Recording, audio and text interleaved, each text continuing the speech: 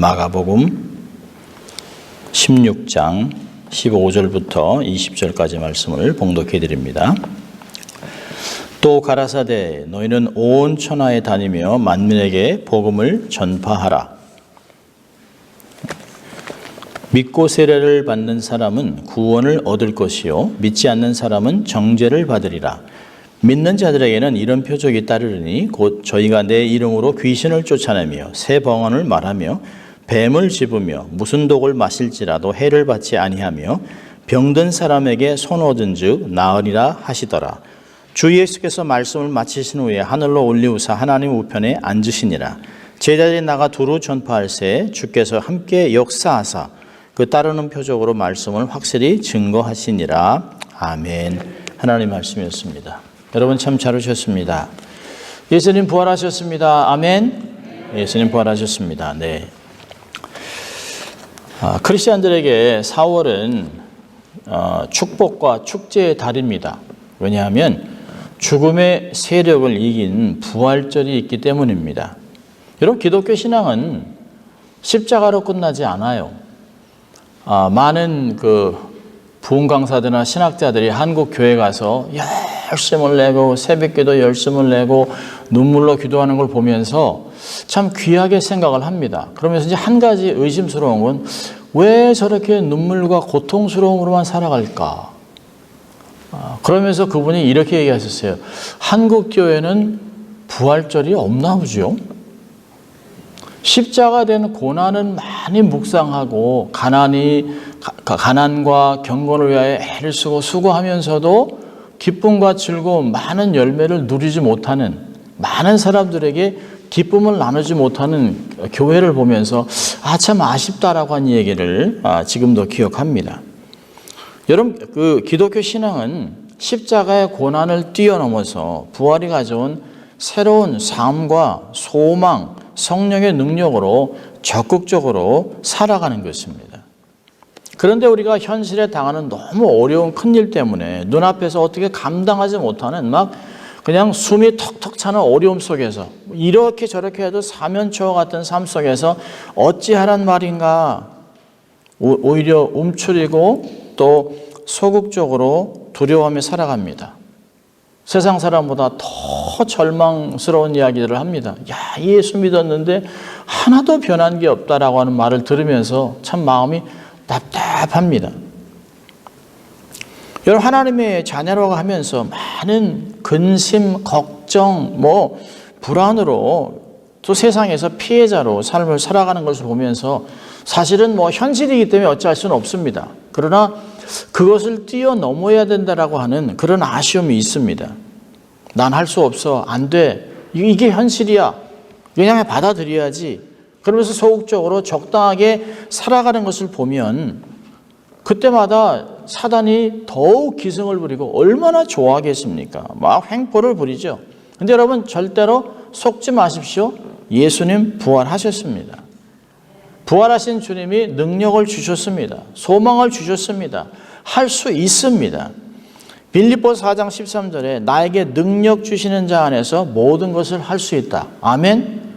이 말씀은 바울만의 이야기가 아닙니다. 지금까지 2000년의 기독교 역사를 해오면서 모든 사람, 우리의 선배들도 다 그렇게 살았습니다. 하나님이 능력 주시기 때문에 능력 주시는 안에서는 나는 어떤 것도 할 수 있다라고 고백을 하고 많은 사람이 선교사로도 파송되고 순교까지 했습니다.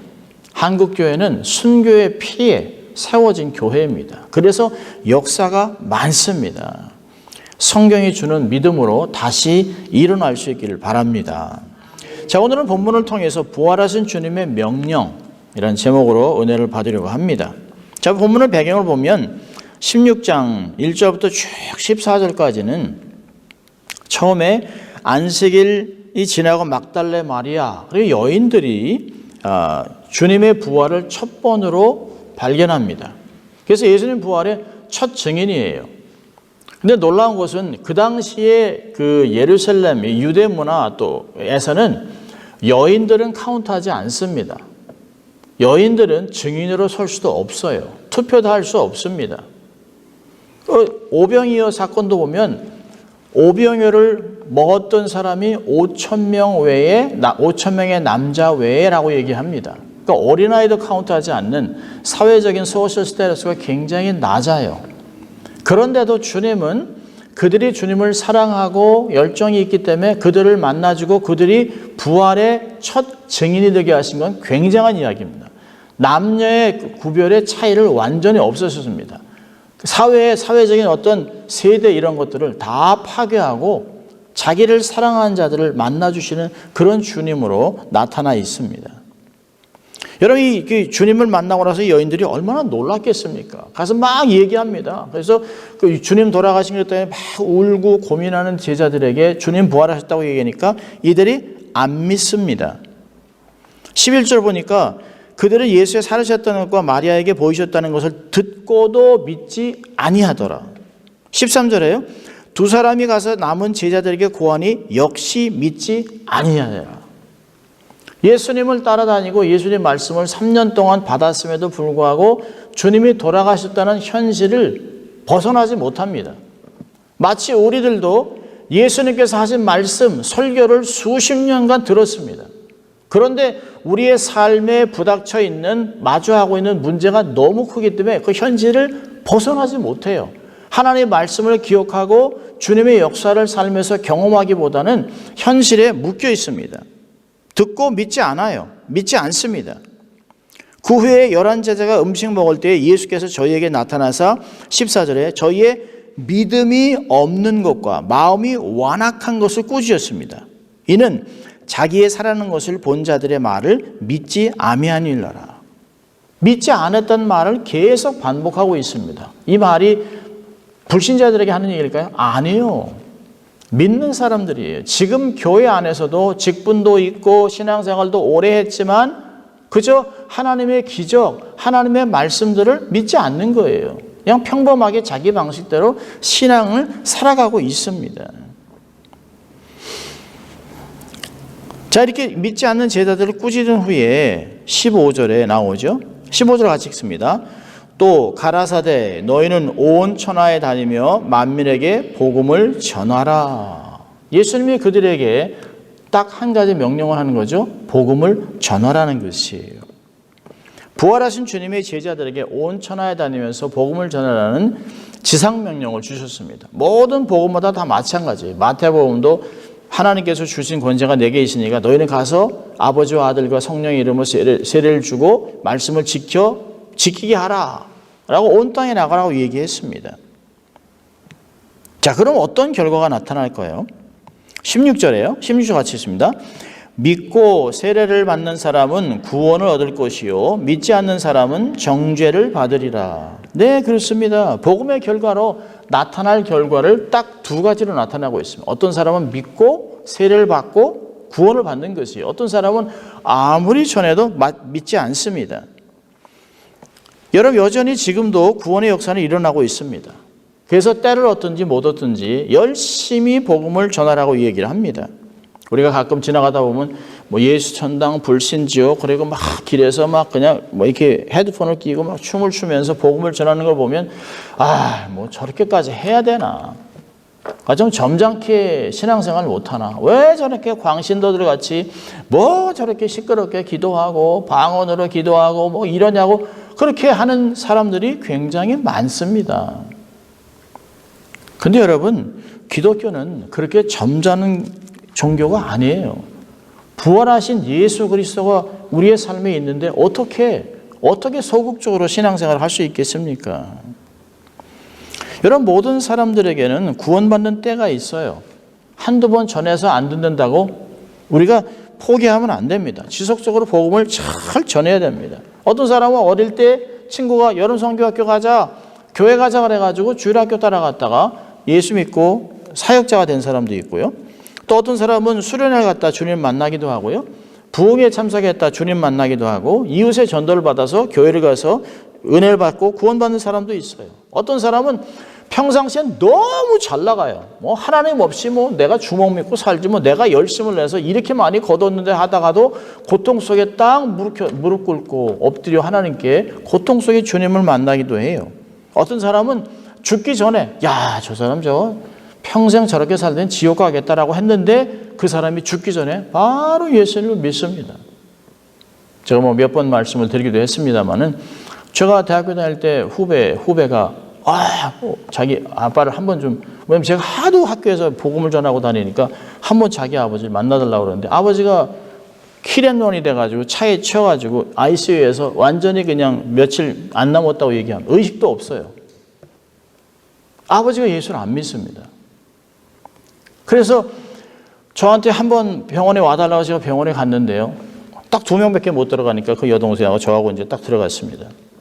근데 제가 어떻게 뭐 성경을 갖고 복음을 전하겠으면 어떡하겠습니까? 그래서 제가 딱 기억난 게 하나 있어서 아버지, 주님이 기다리니까 예수 믿고 가세요. 주님 만나고 가세요. 주님이 기다립니다.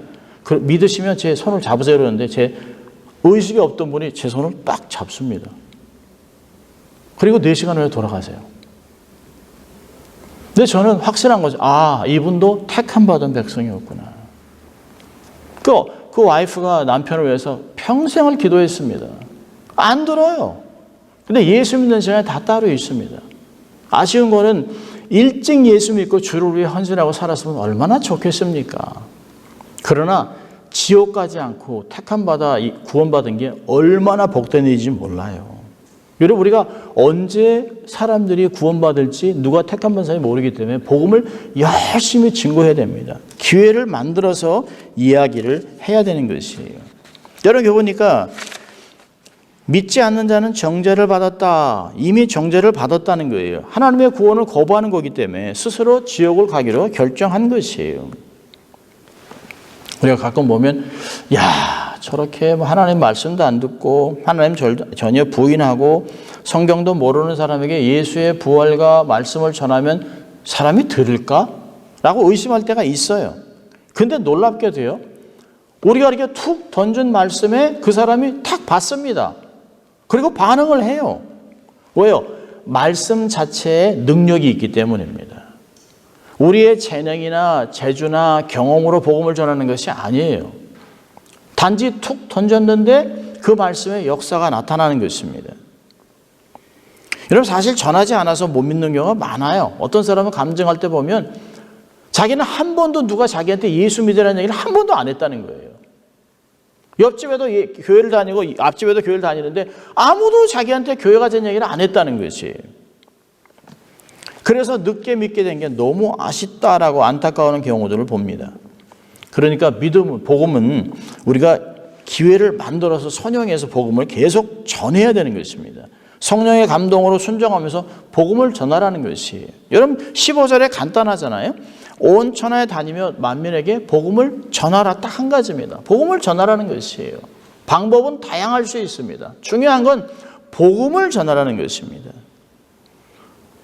성령의 감동으로 순종하면서 복음을 전하면 복음의 역사가 나타납니다. 우리가 단기 선교를 하고 무당도 있는 마을에 가고 각종 질병이 있는 곳에 우리가 가서 찬양도 하고 말씀도 나누면 전혀 생각지도 못한 일들이 벌어져요. 그 복음을 듣고 와서 예수를 영접합니다. 그러니까 우리는 계속 생명줄을 던져야 돼요. 복음의 말씀을 던져야 합니다. 나눠줘야 합니다. 예수를 전해야 합니다. 인생의 최고 선물은 돈이 아니에요. 건강이 아닙니다. 바로 예수 그리스도입니다. 하나님을 기쁘시게 하고 그리고 여러분의 삶에 상급이 쌓이는 거기 때문에 얼마나 복된 건지 몰라요. 복음을 전하며 사시는 여러분 될 수 있기를 바랍니다. 자, 여러분, 그 믿는 자에게 이런 복음의 사역을 감당하는 사람에게 주신 약속이 있어요. 자, 우리 17절, 18절 읽어볼까요? 믿는 자들에게는 이런 표적이 따르리니 곧 저희가 내 이름으로 귀신을 쫓아내며 새 방언을 말하며 뱀을 집으며 무슨 독을 마실지라도 해를 받지 아니하며 병든 사람에게 손 오든즉 나으니라 하시더라. 네, 주님께서 명령을 하고 이 명령을 감당할 때 어떤 역사가 나타날지 하나님이 역사를 얘기하고 있는 겁니다. 약속을 얘기하고 있습니다. 우리가 전하는 복음 자체에 강력한 역사가 있어요. 능력이 있습니다. 그 복음을 전할 때 나타나는 특별한 그 역사를 4가지를 얘기하는데요. 보니까 귀신을 쫓아내고 또 새로운 방언을 말하고 뱀을 짚는 것, 그 다음에 독을 마셔도 해를 입지 않는다. 또 병든 사람에게 손 얻은 즉 나으리라. 이 네 가지를 크게 이야기를 하고 있습니다. 자, 한번 하나씩 볼까요? 귀신을 쫓아낸다. 예수의 믿는 자들에게 이런 표적이 따르리니 이 표적 중에 첫째가 예수님의 권세 이름이에요. 귀신을 쫓아냅니다. 예수님 하나님의 이들로 권세를 가지고 귀신을 완전히 제압했습니다. 공생애 때 귀신 들려 고통하는 사람들을 자유롭게 하는 영적 전쟁 치유 사역을 하셨어요. 가버나움 회당에 귀신 들린 사람, 거라사 지방의 군대 귀신, 벙어리 귀신, 이 모든 귀신들은 예수님이 누군지 알았습니다. 그리고 두려워했습니다. 예수님이 이 사역을 통해 하나님의 나라가 이미 임했다라고 선포하셨어요. 이런 역사가 지금도 여전히 예수의 이름으로 이루어지고 있습니다. 특별히 토속신앙, 무당이 많은 곳에서 귀신에 사로잡혀 있는 사람이 굉장히 많습니다. 여러분, 특별히 불신자들, 또 이렇게 이방신을 믿는 사람, 또 무당에 잡혀 있는 사람들 보세요. 다 신앙이 두려움이에요. 잘 대접하지 않으면 어려움을 당하기 때문에, 그래서 복채를 주는 것이에요. 그래서 재물을 던지는 것이에요. 그게 이방신들이 하는 이야기입니다. 그러나 우리는 예수 그리스도의 이름을 믿으면 그 안에 놀라운 능력으로 자유를 얻는 것이에요. 지금도 많은 지역에서 선교지에서 별의별 역사가 나타납니다. 막 귀신이 쫓겨나고 무당도 예수 믿고 죽게 돌아옵니다. 그런 회복의 역사가 일어납니다. 예수의 이름을 선포하는 것이 영적인 균형이 깨지고 그리고 역사가 나타납니다. 여러분, 우리가 복음송으로 많이 불렀잖아요. 예수의 이름으로 예수의 이름으로 마귀는 쫓긴다. 예수의 이름으로 예수의 이름으로 병만은 쫓긴다. 예수 이름으로 나갈 때 누가 나를 괴롭히리요. 예수 이름으로 기도할 때 악마는 쫓긴다. 아멘입니까? 여러분, 이런 거 많이 부르셨잖아요. 이렇게 부르셨는데 믿지는 않아요. 근데 우리의 삶에서 경험해야 합니다. 우리가 소리 지를 필요 없습니다. 저희가 이렇게 막 그 선교단체에 있을 때 축기 사역을 하면 사실 우리가 기도하면서 막 두려워합니다. 그래서 나가 뭐 이럽니다. 그러면서 두려운 것은 그 귀신이 우리한테 옮을까봐 막 그럽니다. 근데 귀신이 웃어요. 그런데 딱 지도자가 조용하게 내가 예수 이름 명령하노니 나가라. 조용하게 얘기하는데요. 덜덜덜 떨고 나가요. 거품을 풀고 막 쓰러지고 그리고 자요. 그리고 깨끗하게 회복되는 것을 봅니다. 예수의 이름으로 귀신이 쫓겨나가는 것이에요. 자, 두 번째는 새로운 방언을 말하고. 여러분, 세상에 언어가 다른 것 같이 언어가 기도의 언어인 방언도 다양합니다. 또 사도행전 2장에서 나온 새로운 방언은 새로운 외국어들입니다.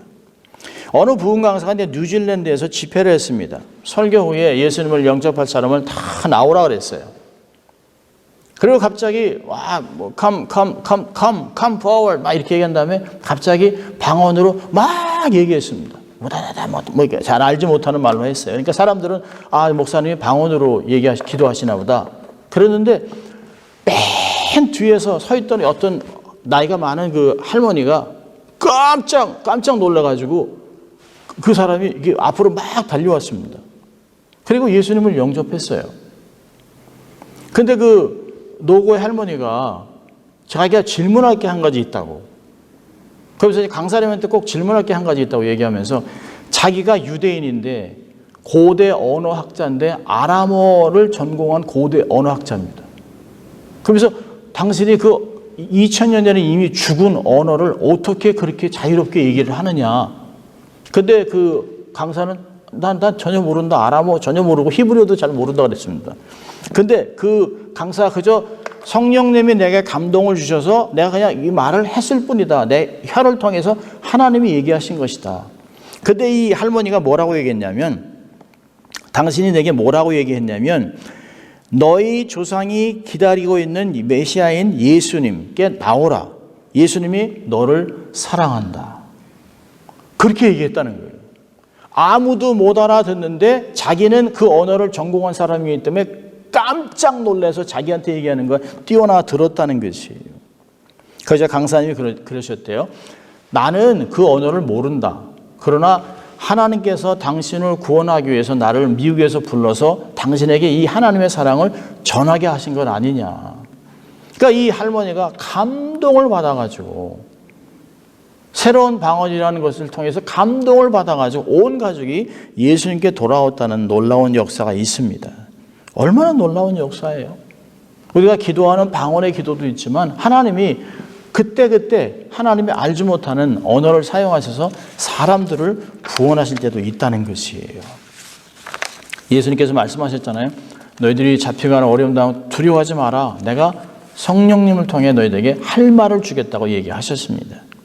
자, 세 번째로는 뱀을 집어 올리고 독을 마시고 해를 받지 않는다. 중동 집안에는 코브라 같은 맹독을 가진 속사가 많아요. 그렇다고 해서 막 그 뱀을 집으라는 얘기가 아닙니다. 복음을 전하다가 독사에게 물려도 하나님이 지켜주실 것이라는 것을 얘기하는 것이에요. 여러분, 바울도 로마를 향하다가 배가 파손돼서 멜리데나 몰타 섬에 올라갔죠. 거기서 뱀에 물렸지만 아무렇지도 않았습니다. 복음을 전하다가 위험에 빠져도 주님이 지켜주신다는 약속입니다. 하나님의 기적적인 역사를 주시겠다는 것이, 보호해 주겠다는 것이에요. 자, 네 번째는 치유인데요. 손을 얹은 즉 나으리라. 주님도 공생애 동안 수많은 환자를 치유해 줬잖아요. 뭐 문둥병자, 뭐 안진뱅이, 그다음에 벙어리, 뭐 장님, 뭐 이런 많은 사람을 살리셨어요. 죽은 자도 살리셨습니다. 그러한 능력이 예수의 이름으로 일어날 것이라고 이야기하는 것이에요.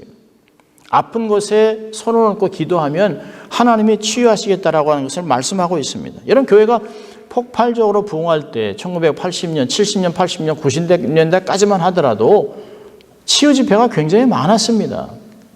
저희 어머니도 미국 오셔가지고 바로 병원에 입원하셔서 수많은 수술을 하고 막 엄청나게 많은 수술하면서 어떻게 하면 어린 아들 4명들을 키우면서 여기서 살아갈까를 고민하다가 많은 집회를 제가 모시고 다녔어요. 한 번은 조영기 목사님 오셨다고 그래서 제가 어머니를 모시고 왔습니다. 근데 조영기 목사님이 이렇게 안수해 줄 줄 알았습니다. 근데 그런 시간이 없었어요. 그런데 조영기 목사님이 떠나시기 바로 전에 딱 돌아서더니 이 병이 나았다라고 선언하고 가셨는데 어머니가 그걸 받으셨어요. 그리고 나서 그때부터 몸이 치유되기 시작했습니다. 여러분, 기도원에서도 치유적 역사를 계속하고 온갖 질병이 치유돼요. 지금도 역사하고 있어요. 우리가 잘 아는 김영숙 권사님, 안민옥 권사님, 이런 치유 사역을 통해 수많은 사람이 죽게 돌아오잖아요. 치유가 되잖아요. 우리가 보고 있는 것이에요.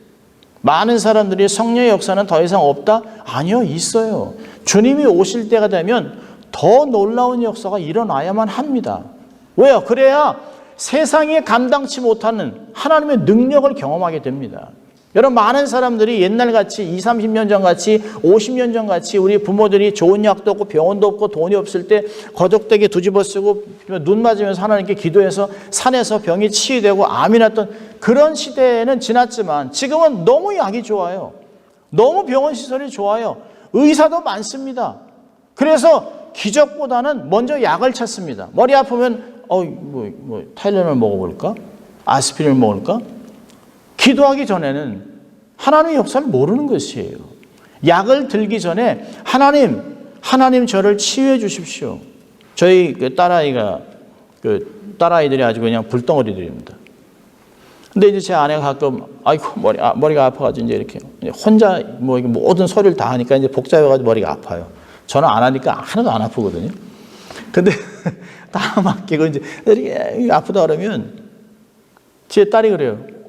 지금 기도하자고 지금 기도하면 이렇게 되지 않냐. 제가 목사인데도 엄마 지금 일하고 있는데 근데 기도하자고 해요. 그 아이들은 믿는 거예요. 주의 이름 안에 능력이 있다는 걸 믿는 것이에요. 그리고 기도하는 것이에요. 엄마한테 손을 얹고 기도하고 하나님의 역사를 우리가 경험하는 것입니다. 하나님은 지금도 평범한 사람들이 예수의 이름으로 손을 얹고 기도하면 병나게 하는 역사를 허락하시는 것이에요. 아멘. 우리 안에도 우리의 능력이 아니에요. 우리의 지식이 아니에요. 배경이 아닙니다. 우리의 어떤 직분이 아니에요. 예수의 이름을 믿고 예수의 이름으로 손을 얹으면 난다는 것이에요. 그러나 우리가 원하는 같이 이루어지지는 않습니다. 하나님의 뜻이면 이루어지는 것이에요. 아멘. 하나님의 역사 일어나는 것이죠. 지상명령에 순종해서 복음을 전하면 역사는 하나님이 하세요. 하나님 역사하세요. 예수 이름으로 귀신을 쫓고 새로운 방언을 말하고 위험에서 구조받고 손을 얹은 즉 낫는다는 말씀을 확신하며 사시길 바랍니다.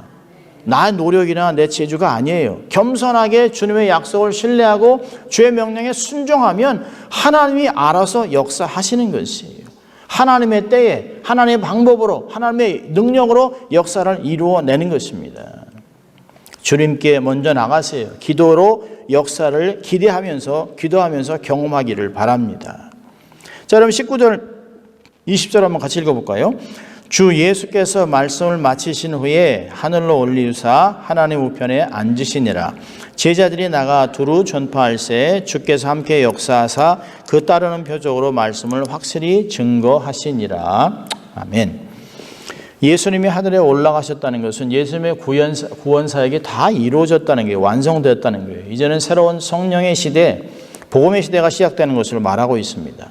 주님이 하나님 우편에 앉아서 계시면서 우리의 그 죄를 씻는 대제사장의 직무를 행하면서 성령을 부어주시고 사단의 권세를 무너뜨리고 놀라운 부흥을 일으키게 주님이 주도하고 있습니다. 자, 중요한 것은 20절에 제자들의 순종입니다. 이에 제자들이 나가 두루 전파할새. 그 다음이 중요하죠. 주께서 함께 역사하사. 모든 기적의 목적은 하나님의 말씀을 전하기 위해서예요. 함께 역사해서 그 따르는 표적으로 무엇을요? 말씀을 확실히 증거하시니라. 여러분, 몸이 치유되는 것은 순간적이에요. 그런데 템포러리예요. 영원하지 않습니다. 사람이 치유되기 전까지는 막 죽을 것 같아 주님께 매달리다가 딱 나면 딴짓해요. 마음이 안 변했기 때문에 그렇습니다. 중요한 건 마음이 변해야 돼요. 우리의 마음을 바꾸는 것은 성령의 역사입니다. 그중에 제일 중요한 건 말씀이 우리의 내면을 바꾸는 것이에요. 사람들은 복음을 듣나면 변합니다. 이것이 가장 중요한 것이에요. 복음이 사람을 변화시키는 능력이 있기 때문입니다. 하나님의 말씀을 붙들고 기도할 때 주께서 그 기도를 들으시고 응답하고 살아계신 하나님을 경험하는 것이에요. 하나님을 향한 믿음과 사랑이 점점 깊어지는 것이에요. 그래서 말씀을 읽는 것이에요. 우리가 치유를 경험하고 어떤 기적을 경험하는 것은 말씀의 깊이로 들어가기 위한 그 전 단계입니다. 그래서 어떤 때는 사실은 말씀을 기억함으로도 병이 치유되는 게 있어요. 조용히 예배를 드리다가 말씀을 듣다가 불을 받는 경우가 있습니다. 말씀을 듣다가 자기가 병이 치유됐다는 것을 경험해요. 말씀이 불로 자기의 삶에 들어와서 막 수술을 해서 마음이 완전히 뜨거워지고 회복돼서 말씀을 듣는데 눈물이 흘리고 말씀을 듣는데 새로운 경험이 돼서 하늘문이 열리는 것들을 경험하는 것이에요. 말씀의 역사는 다양하게 나타납니다. 자, 우리의 말씀을 통해서 우리 한번 두 가지를 우리가 적용해 보죠. 여러분, 우리 안에는 부활과 성령의 능력을 인정하면서 활용하면 정말 홍해가 갈라지고 성이 무너지고 골리앗이 넘어지는 놀라운 진풍경을 우리가 목격할 수 있어요. 하나님의 임재와 능력을 경험하기 위해서 두 가지가 필요한데요. 첫째는 믿음을 키워야 합니다. 믿음을 키워야 돼요. 여러분, 주님이 제자들에게 계속 강조하는 게 뭐예요? 믿음이에요. 믿지 않았다. 왜 믿지 않았느냐? 믿는 자에게는, 믿음 있는 자에게는 믿으면 그런 역사가 있습니다. 복음의 메시지를 믿어야 구원을 받는 것이에요. 약속의 말씀을 믿어야 기적을 경험하는 것이에요. 주님 말씀하셨지, 믿는 자에게는 능치 못할 일이 없느니라. 믿음이 없으면 하나님을 기쁘게 할 수도 없어요. 신앙생활이 짐이 되고 껍데기 신자로 주님께 책망을 듣게 되는 것입니다. 말씀을 통해서 믿음을 날마다 키워야 합니다. 또 제자들이 주님에게 같이 주여 저의 믿음이 없는 걸 보시고 믿음을 주십시오. 더 큰 믿음을 달라고 어제보다 오늘보다 내일이 더 큰 믿음으로 삶을 살라고 기도하는 것이에요. 왜요? 그 믿음이 문제보다 크면 되는 것이에요. 문제가 아무리 커도 그보다 더 큰 믿음이 우리 안에 있으면 됩니다. 아멘. 그래서 말씀과 기도는 믿음을 키우는 것의 지름길입니다. 하나님을 신뢰하고 말씀의 능력과 성령의 불의 역사를 신뢰할 때 세상이 이해하지 못하는 역사를 감당하게 되는 것이에요. 그래서 세상이 감당치 못하는 사람이 되는 것입니다. 보기에는 아무것도 아닌 것 같아요. 뭐 별로 뛰어난 것도 없어요. 그런데 그 안에는 하나님의 능력, 그가 얘기하는 말, 그의 삶을 살아가는 모습, 헌신, 섬김을 통해 하나님의 역사가 막 나타나는 것이에요. 믿음을 키우시길 바랍니다. 둘째로는 성령 충만을 받아야 합니다. 오직 성령이 너에게 임하시면 너희가 권능을 받고 예루살렘과 온 유대의 사마리아와 땅끝까지 이르러 내 증인이 되리라 하시니라. 사도행전 1장 8절은 얘기합니다. 그리고 사도행전 2장부터 성령의 불이 내리기 시작하고 사람들로 하여금 기적이 나타나고 막 모든 질병이 치유되고 병자가 낫고 담대해지고 어둠의 세력을 물리치는 귀신을 쫓아내는 역사가 계속해서 사도행전 28장까지 진행되고 있습니다. 여러분, 그래서 바울은 에베소 5장 18절에 술 취하지 말라 이는 방탕한 것이니 오직 성령의 충만을 받으라고 가르친 것입니다. 성령의 충만함은 받아도 되고 안 받아도 되는 옵션이 아니에요. 선택의 여지가 없습니다. 모든 성도들이라면 성령의 충만함을 반드시 누리고 그 능력의 삶을 살아가야 하는 것이에요. 여러분, 상식적으로 전통적으로 내가 아는 지식을 뛰어넘는 사역을 감당하려면 성령의 능력이 아니면 안 됩니다. 성령의 은사를 사용해야 돼요. 은사를 사용하고 은사를 받아서 주의 영광을 위해 마음껏 사용해야 합니다. 어떤 사람 그래요. 아우, 목사님 저 같은 인간한테 무슨 은사가 있겠습니까? 아니요.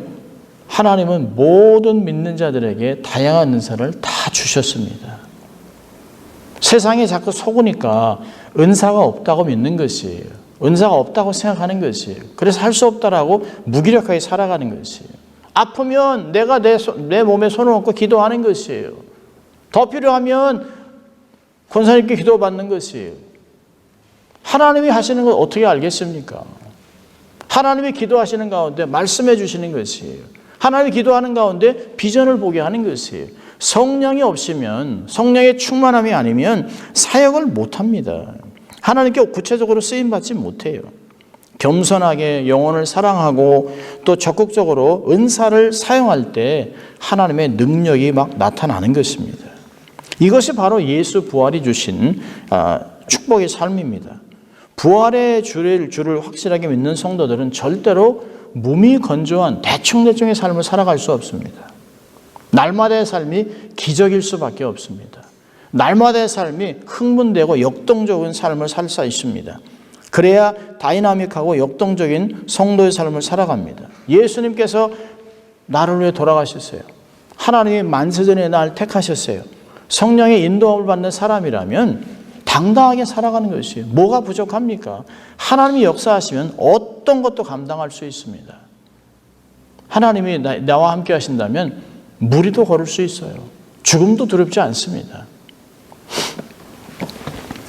이것이 부활이 주시는 하나님의 명령과 약속입니다. 기회가 되면 때를 따라 돕눈을 주신 주님과 함께 복음을 전하세요. 담대하게, 부끄러워하지 말고, 소극적으로 두려워하지 말고 복음을 전하세요. 결과는 하나님이 하세요. 그들에게 복음을 전할 때 하나님의 역사가 나타나고, 그래서 능력이 나타나고 하나님께 영광을 돌리는 그런 삶을 사시기를 주의 이름으로 축원합니다. 기도하겠습니다. 하나님 아버지, 감사합니다. 또 이렇게 부활을 기념하며 부활 예배를 드리게 하신 주님 감사합니다. 부활하신 주님을 확신하고 주신 약속과 권능을 삶에서 경험하고 날마다 살아가는 저희들 될 수 있도록 하나님 축복하여 주시옵소서. 그래서 부활하신 주님과 동행하며 하나님의 영광을 위하여 힘차게 살아가는 모든 성도들 다 될 수 있도록 하나님 축복하여 주시옵소서. 감사하고 예수님 이름으로 기도합니다. 아멘.